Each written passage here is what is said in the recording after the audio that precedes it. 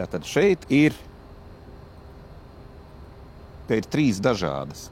Viens ir oriģināls un 2 ir viltojumi.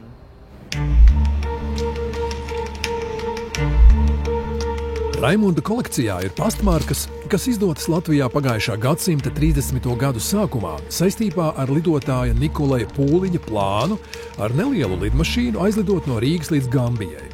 Lidojums beidzas neveiksmīgi. Pūliņš mērķi nesasniedz, taču izdotās pastmarkas kolekcionāri iekāroja uzreiz.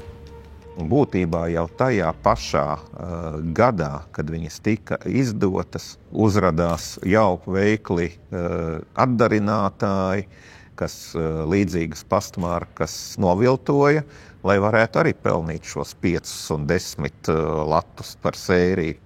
Lai atklātu dokumentu viltojumus, agrāk tika izmantota tikai cilvēku pieredze un palielināmais stikls vai mikroskops.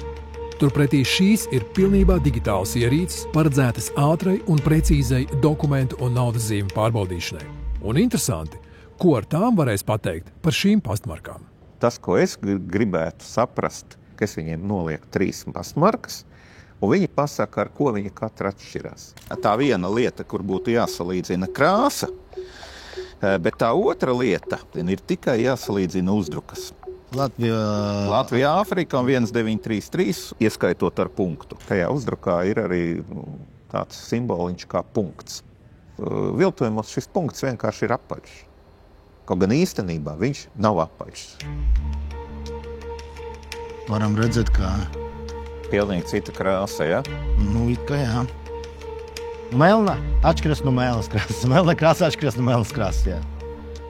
Dokumentu pārbaudas iekārtas ir balstītas uz fizikas un, laikam, arī ķīmijas likumiem. Ja?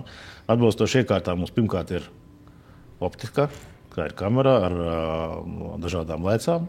Tālāk ir dažādi gaismas avoti, gaismas filtri, kas padara, teiksim, mums iespējami arī papētīt, kā dokuments vai šajā gadījumā pastmarka uzvedas dažādos apgaismojumos.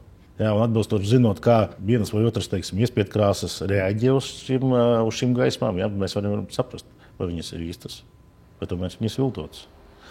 Nu, ir artefakti tādi. Jā. Te var redzēt, ka šī krāsa ir cita, un faktiski ir izmantota cita iespiedu plate. Tā viena noteikti nav īsta.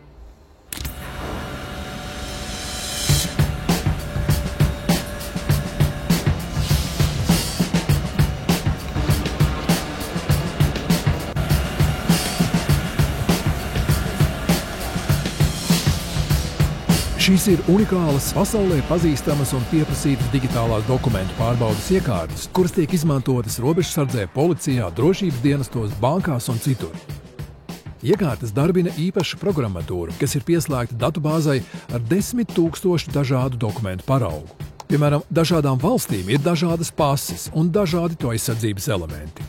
Šis pasu lasītājs spēj noteikt, kādai valstī pase pieder un kādus elementus nepieciešams pārbaudīt. Regula ienāca šajā tirgū kā viens no 3 nopietniem spēlētājiem ar spēcīgu pieteikumu un jaunām inovācijām. Mēs nācām iekšā, mēs varējām parādīt kaut ko, piedāvāt kaut ko jaunu. Mēs bijām tie pirmie, kas sāka izmantot pusvadītāju diodes kā gaismas avotus. Ja? Mūsu konkurenti līdz tam brīdim izmantoja tikai lampas. Protams, pieredzējuši filatēlisti lielākoties spēja atpazīt viltojumu arī bez šādas sarežģītas tehnikas. Taču marku krājējiem nekur nav jāsteidzas. Ko nevar teikt par robežapsardzi un lidostām, kurās cilvēku plūsma aizvien palielinās un viltojums jāspēj atpazīt ātri un precīzi. Šis ātrums un precizitāte top tieši Daugavpilī.